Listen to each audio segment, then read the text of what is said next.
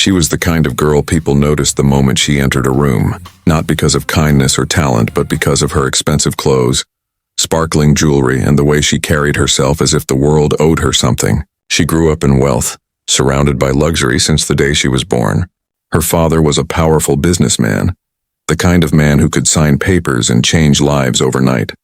Her mother lived in high society circles, always hosting parties with crystal glasses and golden plates. From childhood, the girl never heard the word no. Whatever she wanted, it was bought for her instantly, whether it was the newest designer handbag, the latest phone, or an expensive car. Friends came and went, but she never seemed to care. People wanted to be around her because of the glamour, not because of who she was. Deep down, she didn't even notice the difference. Attention was enough for her, even if it was shallow. She would spend hours looking at herself in the mirror, taking hundreds of pictures until one was perfect enough for her social media. Each photo collected thousands of likes, and she treated those likes as if they were proof that she mattered. At school, teachers found her difficult. She rarely paid attention, often scrolling on her phone even during lessons. When someone tried to correct her, she laughed it off, confident that her family's name would always protect her from trouble. Once, when she was caught cheating on a test, she simply shrugged. "My dad will handle it," she whispered to her classmates with a smirk, and in the end, the problem disappeared just like she predicted. It was not hard to see why she grew up believing rules were made for others, not for her. Her days followed the same rhythm. She would wake up late in the morning, surrounded by designer sheets in her huge bedroom. A servant would bring her breakfast, fresh fruit, pancakes, and coffee in golden cups. Instead of enjoying the food, she would hold her phone above the tray, snapping selfies, trying to make her life look even more glamorous than it already was. #morning goals, she would write before taking a bite. After that, she spent most of her time shopping, traveling with her friends, or attending exclusive parties where the music was loud, the lights were bright, and the attention was always on her. But behind the sparkle, people noticed something else. She seemed empty. Conversations with her rarely lasted long because everything came back to her clothes, her looks, or her popularity. She never asked others about their lives. She didn't care about struggles, hard work, or sacrifice. In her world, everything came easily. Many people envied her, but those who looked closer pitied her. She had money, yes, but she lacked wisdom, humility, and real friends who would stand by her side in difficult times. Her arrogance was not always quiet. Many times she openly mocked people she considered beneath her. Once in a cafe, she laughed at a waiter's accent while taking a video for her followers. Another time, she snapped selfies in the middle of a quiet library, disturbing students who were trying to study. To her, life was a stage, and she was the star. Respect for others never entered her mind. Her parents, busy with their own lives, rarely corrected her. Her father was often away on business trips, and her mother was too concerned with her image in society. They gave her gifts instead of guidance, money instead of morals. They assumed she would grow out of it someday, but instead her behavior only grew worse. The richer she became, the more untouchable she felt. And so, the girl floated through life in a bubble, untouched by real problems. She had never stood in a line to pay bills, never worried about rent, never faced hunger, never thought about consequences. To her, rules and laws were boring things that belonged to other people's lives, not hers. Her world was filtered through the glossy screen of her phone. She believed every smile, every pose, and every caption made her stronger, more admired, more important. But life has a way of surprising those who believe they are untouchable. The same arrogance that carried her through high school, through parties, and through her daily routines was about to bring her face to face with something she could not filter or ignore. A stage much bigger than social media awaited her, a courtroom where respect mattered more than selfies, and where one man's decision could change her life forever. And yet, in those early days, she had no idea. She laughed at people who warned her about her reckless choices. She ignored the quiet voices of concern. She lived each day believing nothing could ever truly happen to her. She thought money could erase mistakes, that fame could excuse arrogance, and that her selfies were proof of her power. Little did she know her spoiled beginning was only setting the stage for the lesson of her life. She had always treated the city like her own playground. The streets, the shops, the clubs, everything belonged to her in her mind. On most nights, she drove around in her expensive car, music blasting, her phone in one hand, the steering wheel in the other. Speed limits were just numbers on a sign. rules for people who couldn't afford what she had. Whenever her friends asked if she worried about being caught, she laughed. "My dad will fix it," she would say, pressing harder on the accelerator. But one night her arrogance pushed her too far. The city was quiet, the roads shining under streetlights after a light rain. She raced her car down a main road, laughing loudly while her phone camera recorded her singing to the music. Her speed climbed higher and higher. She wasn't paying attention to the red lights she flew past or the horns of cars swerving out of her way. To her, it was just another fun adventure for her followers online. What she didn't realize was that a patrol car had been watching. 2 officers had been parked near the corner, and when they saw her speeding past like a storm, they immediately switched on their siren. The blue and red lights reflected in her rearview mirror. At first she smirked. She slowed slightly, then laughed to her friend on the call. "Oh no, I'm being chased. This is going to look great on video." She actually lifted her phone again and filmed the flashing lights behind her. But the chase didn't last long. The police car caught up quickly, and a loud voice ordered her to pull over. She rolled her eyes but finally parked on the side of the road. The officers stepped out, serious and firm. They asked for her license, her registration, and told her she had been driving recklessly at a dangerous speed. Instead of showing fear or even respect, she leaned against her car and posed as if she was in a photo shoot. "Can we get this over with? I have a party to get to," she said. When one officer warned her about the risk of causing an accident, she laughed, flipping her hair. "Relax, officer. Do you even know who my father is? He'll clear this up in a minute." The officers, unimpressed, decided to test her for drinking. She rolled her eyes but complied, clearly annoyed. The test came back showing alcohol in her system. Not enough to completely ruin her, but more than enough to add to her charges. That was when her smile started to fade. For the first time, things didn't seem to be going her way. As she was given a citation and told she would have to appear in court, she grabbed her phone and began typing furiously, ranting on social media. She mocked the police, calling them jealous of her lifestyle and boring rule keepers. She even uploaded a picture of herself sitting on the hood of her car with the flashing lights in the background, captioning it, "Even the cops can't stop me." But not everyone was laughing. Her post went viral, but the comments were not what she expected. Strangers called her spoiled, careless, and dangerous. Some demanded that the law hold her accountable before she hurt someone. Others tagged reporters and news outlets, and soon the story began to spread. Her family tried to silence the noise. Her father's lawyers made calls. Her mother told her to stay quiet, but the damage was already done. People wanted to see what would happen to this rich girl who thought she was above the law. Reporters began waiting outside her house, snapping photos whenever she stepped outside. For once, she wasn't in control of the attention. This time, the spotlight was burning her. Yet, even with all this pressure, she didn't feel regret. She bragged to her friends that the court would be just another boring meeting, where her lawyers would do the talking, and she'd walk out smiling. She still believed money could bend rules.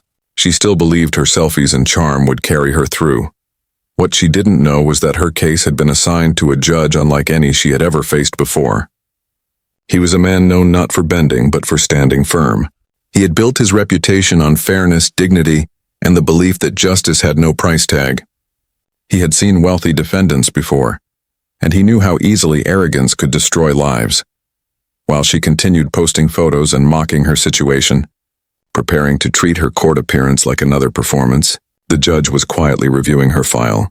He saw her record of reckless behavior, the videos she posted online, and the complete lack of respect she showed for authority. And with every detail he read, his resolve grew stronger. This would not be a normal case. This would be a lesson. The girl had no idea. To her, it was just another day, another spotlight. But in reality, the path she had chosen was leading her into a courtroom where her money, her selfies, and her attitude would mean nothing. She thought she was untouchable, but soon she would find out that even the wealthiest have to face the weight of justice. The day of her court appearance finally arrived. The city courthouse was buzzing with reporters, cameras, and curious people who had read about the spoiled rich girl who mocked the police. For many, it was just another trial, but for others, it was a chance to see whether the justice system truly treated everyone the same. She arrived in her luxury car, dressed as if she was going to a fashion event rather than facing the law. Her outfit sparkled, her makeup was perfect, and in her hand was the one thing she never left behind, her phone. Instead of walking quietly into the courthouse, she stopped at the steps and began taking selfies. She tilted her head, smiled at the camera, and even made a playful pout. The crowd of photographers snapped pictures furiously, but to her it was just another moment to add to her social media story. Inside the courtroom, people whispered as she entered. Some shook their heads at her arrogance while others stared in disbelief. Courtrooms were places of respect, seriousness, and truth. Yet she moved down the aisle like it was a runway, her heels clicking against the floor, her phone in her hand as she checked her notifications. The lawyers on both sides were already seated, but she seemed unaware of the gravity of the moment. She slid into her chair with a casual smile, leaning back as if nothing could touch her. The prosecuting lawyer frowned while her own attorney whispered urgently for her to behave, but she only giggled, pretending not to care. When the judge entered, the atmosphere shifted instantly. Everyone in the courtroom rose in respect.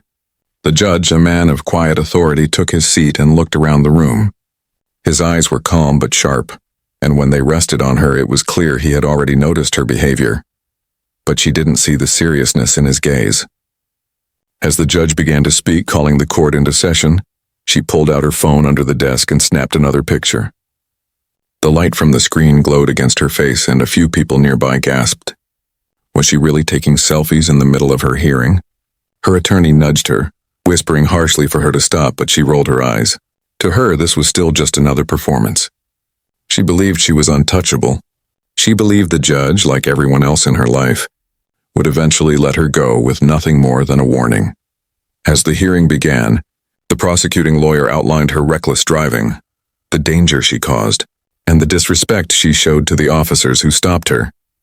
He mentioned the alcohol in her system, her viral posts mocking the police, and her complete lack of remorse.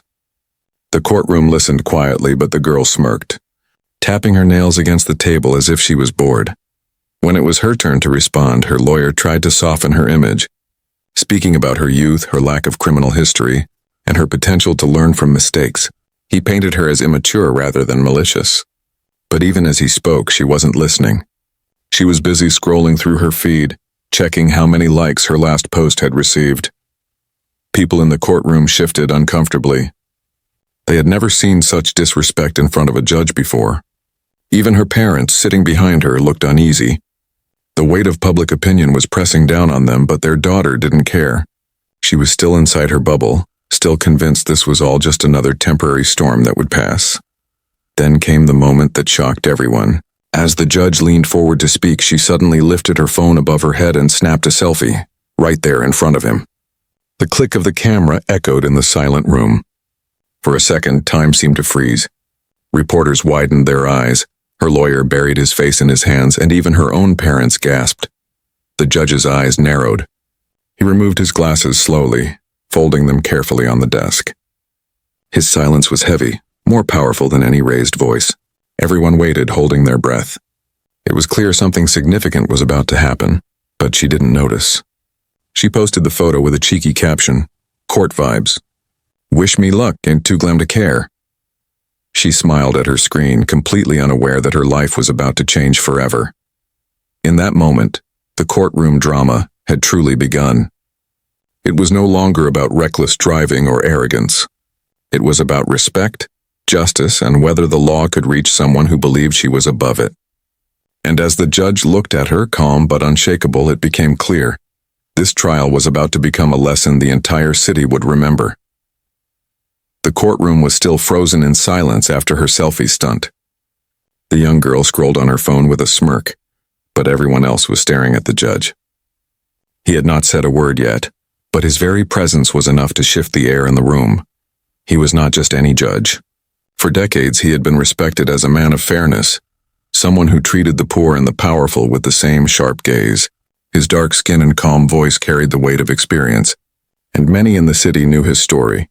He had risen from hardship, fought through obstacles, and carved out a name for himself as one of the most unshakable voices of justice. To some, he was a symbol of dignity.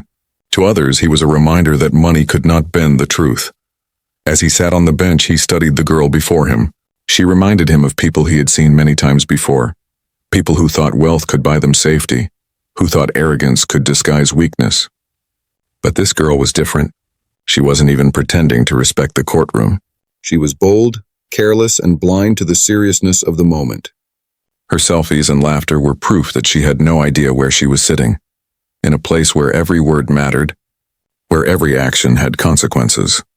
The judge leaned back in his chair, his fingers tapping softly on the wooden desk. He did not need to raise his voice to be heard. The silence of the room amplified everything about him. His eyes never left her, and slowly she began to notice. When she finally looked up from her phone, her smirk faded slightly. There was something in his expression she had never seen before, an authority that could not be ignored, a calmness that made her restless. "Miss," the judge said finally, his tone measured, almost gentle, "do you know where you are?" The question was simple, but it struck harder than a lecture. The courtroom waited for her reply. She shifted uncomfortably in her seat, not because of the words, but because of the way he said them. His voice was not angry, but it carried a weight that pressed down on her. She laughed nervously. "In court, obviously," she muttered, trying to sound confident. But the judge didn't move. His gaze stayed locked on her, steady and unblinking. It was the kind of look that made excuses die on the tongue. "I ask," he continued, "because your actions suggest otherwise. You behave as though this is a stage. But this is not a stage. This is not your phone screen. This is a court of law." The room was so quiet that even the faint scratch of his pen against paper could be heard. Reporters scribbled furiously, capturing every word. Her lawyer tried to signal her to stay quiet, but she fidgeted in her chair, unable to hold the judge's gaze. For the first time, she looked less like a star and more like a child caught in the wrong place. The judge turned his attention briefly to the audience. "Justice," he said firmly, "does not bow to wealth. It does not bend to arrogance. It does not pause for a photograph." His words were not just for her, they were for everyone watching. The statement was a reminder that the courtroom was sacred, a place where truth mattered more than appearance. Then he looked back at her, his eyes soft but unwavering. "I see a young woman who has been given much but has learned little. You believe respect is optional. You believe responsibility is a costume you can take off when it no longer suits you. But here today you will learn that respect is not optional, and responsibility is not a costume. It is the price of living among others." The girl shifted again, her confidence cracking. She wanted to laugh it off, to roll her eyes as she always did. But the weight of his words pressed too heavily. For the first time, she couldn't find the strength to lift her phone. The courtroom was silent again, but it was no longer frozen in shock. It was filled with something deeper, anticipation. Everyone could sense that the judge was preparing something bigger than just a lecture. His presence alone had shifted the entire mood of the trial. Her parents sat in the back, their faces pale. They had believed, like she did, that money and influence would soften the consequences. But even they could feel it now. This judge was not going to play by the rules they were used to. He was not a man who could be swayed by phone calls or donations. He was a man who saw through arrogance, straight into the heart of truth, and so, while the girl stared at him with nervous eyes, the judge quietly prepared the ground for the decision that would shake her world. He would not shout, he would not humiliate, but he would deliver something far more powerful.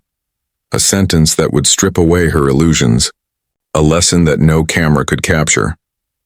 The spoiled girl had finally met someone she could not charm, could not mock, and could not escape. For the first time in her life, she was not in control of the story. The judge's presence had changed everything. The tension in the room was thick, like the air before a storm. The judge's words still echoed, and for a moment it seemed the spoiled girl had finally begun to understand where she was. Her hands rested on the table, her phone lying face down, silent. People thought maybe, just maybe, she had realized the seriousness of the moment. But old habits die hard.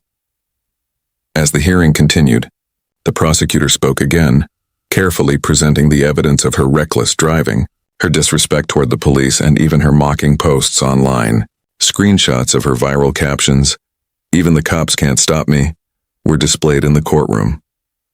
Murmurs rippled through the crowd. Her behavior had already stained her reputation, and the prosecutor made sure everyone was reminded of it. Her lawyer tried to soften the blow, begging the court to see her as young, naive, and capable of change. "She is not evil, Your Honor," he pleaded. "She is misguided. She is a child who grew up in comfort, blinded by privilege. What she needs is guidance, not punishment. The judge listened quietly, his hands folded, his eyes calm but watchful. Everyone leaned forward, waiting for his next words. But in that quiet moment, something happened that no one could have predicted. The girl, unable to endure the silence, reached for her phone. At first, she only checked her notifications, her thumb scrolling quickly, her face glowing with the blue light of the screen. But then, as the courtroom grew tense, she felt the urge she could never resist, the urge to capture herself. Without thinking, she lifted the phone, tilted her chin, and snapped a selfie. The sound of the shutter was soft, but in that silent room it echoed like thunder. Heads turned instantly. The prosecutor's eyes widened in disbelief, her lawyer's jaw dropped, and the audience gasped. Even her own parents buried their faces in their hands. But she wasn't finished. Smiling at the screen, she typed a caption with quick fingers. Court vibes. Some people take life too seriously. Too glam to care. Then, as if daring the world to judge her, she hit post. The room froze. It was no longer just arrogance, it was open defiance. She wasn't just ignoring the seriousness of the trial. She was mocking it in real time. Reporters scribbled furiously, some whispering to each other that this moment would be on the front page by morning. The judge removed his glasses slowly, just as he had done earlier, and placed them on the desk. His gaze locked on her, and this time there was no softness left in his eyes. His silence grew heavier with each second, pressing down on her until even she began to fidget nervously. "Miss," he said at last, his voice steady and clear, "did you just take a photograph of yourself in my courtroom?" She froze, caught between arrogance and fear. For a moment she thought about denying it, but the glowing phone in her hand betrayed her. The room was full of witnesses. Slowly she nodded, her smirk fading. The judge leaned forward. "And did you just post it to the public?" Her throat tightened. She wanted to laugh, to shrug, to make it seem like nothing, but the weight of his voice pinned her down. Finally she whispered, "Yes." The room erupted into whispers. The judge held up his hand and silence returned instantly. He looked at her for a long time, and in that look, everyone in the room could see the truth. This was no longer a simple case of reckless driving. This was about respect, about dignity, about the very meaning of justice. The judge's voice cut through the silence like a blade. "You have turned this courtroom into a stage for your vanity. You believe this is a game. You believe justice is something you can mock for applause. But you are mistaken." She lowered her eyes, clutching her phone tightly, but his words kept coming, each one landing heavier than the last. "You sit here given every privilege life can offer, and yet you behave with the carelessness of someone who has learned nothing of responsibility. You do not understand respect. You do not understand consequence. But you will." The audience could feel the shift. This was no longer just a trial. It was the beginning of something much larger.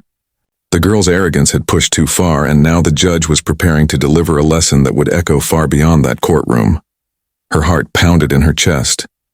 For the first time, the phone in her hand felt like a burden, not a shield. She had wanted to look untouchable, glamorous above it all. But now all she felt was small. The courtroom was no longer hers to control. The spotlight she craved so much had become a burning flame, exposing her for who she really was. And in that silence, the entire room waited, breathless, for what the judge would say next. The courtroom sat in stunned silence. Everyone was waiting for the judge's reaction. The girl clutched her phone, her painted nails tapping nervously against the case. For once, she wasn't smiling. She had expected laughter, shock, maybe even admiration for her boldness. Instead, she felt the weight of hundreds of eyes, and none of them looked amused. The judge leaned forward slowly, resting his hands on the desk. His voice was calm, almost too calm, and that made it all the more frightening. "Young lady," he began, "you have insulted not only this court but the very idea of justice." The words cut through the air like a knife. She shifted in her seat, crossing her arms as if to protect herself. But his gaze didn't move away. It stayed fixed on her, steady and unflinching, until she dropped her eyes to the floor. "This courtroom," he continued, "is a place where lives are decided, where truth and fairness are weighed carefully. It is not a playground. It is not a stage for your performance, and it is certainly not a backdrop for your photographs." The crowd stirred, nodding in agreement. Even the reporters, trained to remain neutral, felt a sense of respect rising inside them. This was no ordinary speech. It was a reminder of what the courtroom stood for. The girl tried to laugh, a weak attempt to brush off the weight of his words. But her laugh died in her throat. The judge had not raised his voice, yet every syllable felt heavy, as if the very walls of the courtroom carried his authority. He went on, his tone sharpening. Do you know what I see when I look at you? I see a person who has been given everything and values nothing. I see someone who mistakes privilege for power and arrogance for strength. You think your wealth protects you? You think your followers admire you. But wealth cannot buy respect and fame cannot erase disgrace. The girl's face reddened. She gripped her phone tighter, but for the first time she didn't dare raise it. The smirk she wore so easily was gone, replaced by the uneasy expression of someone finally realizing they were cornered. The judge leaned back, his eyes scanning the courtroom before returning to her. I have seen many people stand in this place, he said. Some poor, some wealthy, some guilty, some innocent. And do you know what I've learned? The law does not care about the size of your bank account. The law does not bend to your selfies. The law is blind to vanity. Gasps filled the room. It was as if the entire crowd had been waiting for someone to say those words aloud. And now that they were spoken, the truth hit harder than anyone expected. Her lawyer placed a hand on her arm, whispering for her to stay quiet. Her parents sat rigid behind her, their heads bowed. The arrogance that had carried her so far was finally cracking under the weight of something she had never faced before. Real accountability. The judge's eyes softened slightly, but his voice remained firm. You are young. You still have time to change, but let me be clear. You will not walk out of this courtroom the same way you walked in. You will not leave thinking the world is yours to mock. Today, you will begin to learn that respect is earned, not demanded, and that responsibility cannot be ignored. The girl swallowed hard. For the first time, she felt fear. Not fear of being fined, not fear of losing followers, but fear of losing control. For the first time in her life, she wasn't the one writing the story. The judge paused, letting his words hang in the air. The silence was crushing. Even the sound of the clock ticking at the back of the courtroom seemed louder. Every eye remained fixed on him, waiting for what would come next. Finally, he delivered his closing words of warning. You have taken selfies, you have mocked officers, you have mocked this court. But remember this, justice is not here for your entertainment. Justice is here for your correction, and today you will be corrected. The girl lowered her phone onto the table slowly, as though the device had suddenly become too heavy to hold. Her fingers trembled. The courtroom felt colder, smaller, as if the walls were closing in. She could feel the eyes of everyone around her. But it was the judge's gaze that weighed on her most. The spoiled confidence that once wrapped around her like armor was crumbling. The girl who thought she was untouchable was finally beginning to understand that money and arrogance could not shield her here. Not in this room. Not in front of this man. And as the judge prepared to announce her sentence, the entire room held its breath. What would it be? Jail? A fine? Something harsher? No one knew. But everyone knew one thing: whatever he chose, it would not be ordinary. The courtroom was silent, but it was not the silence of boredom. It was the silence of anticipation. Everyone leaned forward, waiting for the judge's decision. The spoiled girl shifted in her chair, finally realizing this was not going the way she had imagined. Her phone rested on the table, silent and forgotten. For the first time, she had no caption to write, no pose to strike. The judge cleared his throat and looked directly at her. His eyes carried no anger, only firm resolve. Young lady, he began, his voice echoing through the still air. If I were to fine you, it would mean nothing. Your family would pay it before you even left this courtroom. If I were to give you jail time, you would sit in comfort, waiting until the doors opened again, unchanged. No, punishment alone will not reach you. You need something else. You need a lesson that no amount of money can erase. The girl's mouth went dry. Her lawyer looked up, alarm flashing in his eyes. Her parents shifted nervously, as though they too sensed that something unusual was about to happen. The judge leaned forward. So here's my sentence. He paused, letting the tension grow thicker. Everyone held their breath. You will complete 200 hours of community service, he said firmly. Not in some polished office, not in a place where you can hide behind your phone. You will serve in a youth shelter, where children who have nothing will see you work. You will clean, you will cook, you will listen. You will understand what it means to struggle." The girl gasped. "What?" The word burst out before she could stop herself. She looked around, expecting others to protest, but no one spoke. The judge did not flinch. "In addition," he continued, "you will visit local schools once a week for the next 3 months.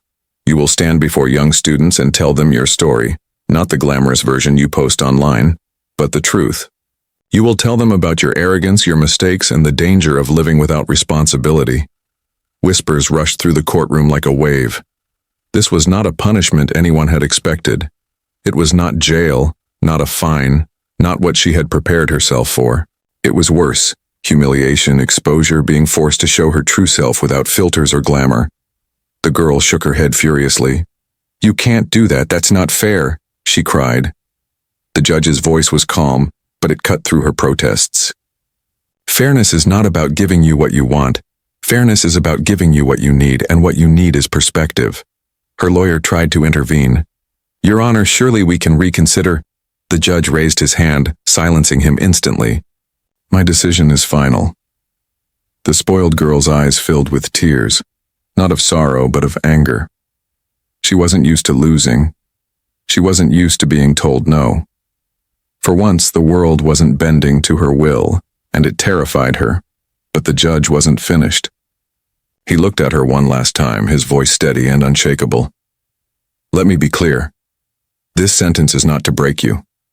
It is to build you. It is not to punish your wealth, but to teach you that wealth without humility is a burden. You walked into this room believing you were untouchable. You will walk out knowing you are accountable. And if you refuse, if you fail, you will return here and the consequences will be far more severe." The girl froze. The meaning was clear. She had no escape, no shortcut, no way to hide behind her family's money. The courtroom was not her stage anymore. It belonged to justice, and justice had spoken. Reporters scribbled madly, some whispering that this sentence would make headlines for weeks. The audience sat stunned, realizing they had witnessed something rare, a punishment designed not just to restrain but to transform. Her parents remained silent, their faces pale. For the first time in years, they could not shield her. This was something no check, no phone call, no favor could erase. The girl slumped in her chair, her usual confidence gone. She had walked into the courthouse expecting to strut out with her head high. Instead, she was walking into a new life, one where she would have to face reality, not escape it. And as the judge struck his gavel, the sound rang out like thunder, sealing her fate. The spoiled girl had finally received a sentence that stunned everyone. The weeks that followed were unlike anything she had ever experienced. For the first time in her life, the world did not revolve around her. There were no flashing cameras, no cheering friends, no glittering parties. Instead, there were long hours in a youth shelter where children stared at her not with admiration, but with curiosity and sometimes even pity. On her very first day, she was handed a mop and told to clean the cafeteria floor. She laughed at first, thinking it was a joke. She had never cleaned anything in her life. But when the staff insisted, she bent down awkwardly, her designer shoes squeaking against the wet floor. Her hands ached, her back hurt, and her phone buzzed in her pocket, but she wasn't allowed to take it out. The children watched her with wide eyes. To them, she wasn't glamorous. She was just another worker in the shelter. For the first time, she felt invisible. Day by day, the tasks continued. Washing dishes, serving meals, folding blankets, sitting with kids who had no parents to go home to. At first, she resisted. She complained, rolled her eyes, and muttered under her breath. But slowly, something began to shift. One evening, a little girl tugged at her sleeve and asked, "Why are you here? You don't look like us." The spoiled girl opened her mouth to answer, but no words came out. She realized she didn't have an easy excuse. She wasn't there because she wanted to be. She was there because she had been forced to face her own mistakes. For the first time, she admitted softly, "Because I needed to learn." The child smiled as if that was enough and handed her a crayon-drawn picture of a house with a sun above it. It was simple, but it touched her more deeply than any expensive gift she had ever received. As the weeks passed, her school visits began. Standing before classrooms full of young students was harder than she expected. She had always loved attention, but this attention was different. She couldn't pose or fake it. She had to speak honestly. The first time, her voice shook as she described how she thought she was untouchable, how she mocked the police, how she even took selfies in court.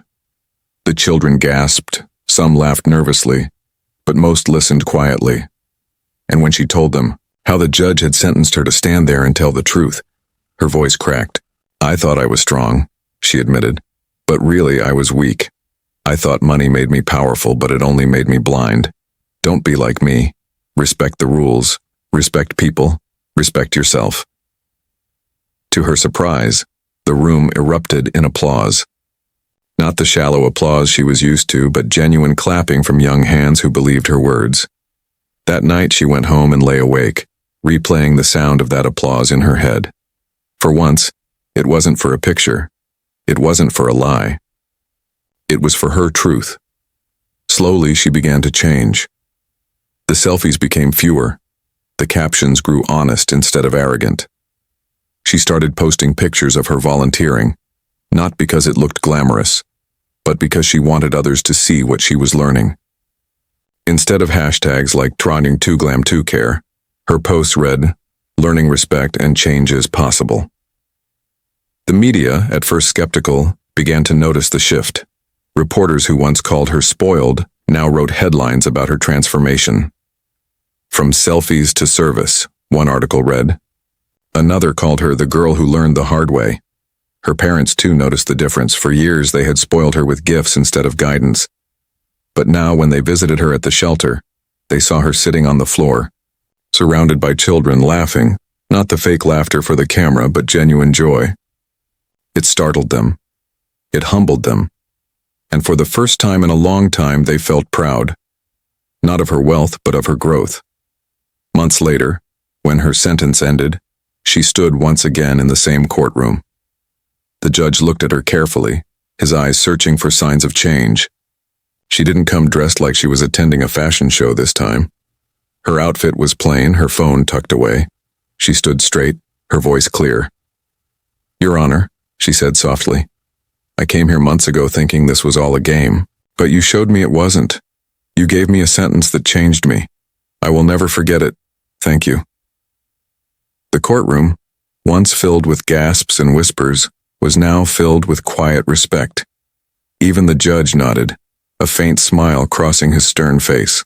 She left the courthouse that day not as the ditzy wealthy girl who mocked the law, but as a young woman who had finally learned humility, responsibility, and respect. Her selfies had once stunned the world for all the wrong reasons. Now her story stunned them for all the right ones.